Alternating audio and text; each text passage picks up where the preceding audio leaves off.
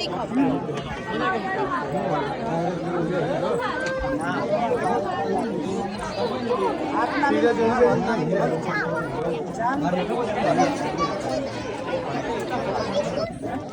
ખબર તો પડી ગઈ છે લાલા, મેં તને શું લેવા બતાવું છું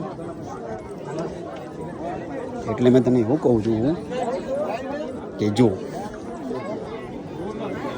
બહાર તો નીકળવું પડે, આવી રીતે છે ને ઘરે બેહીને ના ફરાય.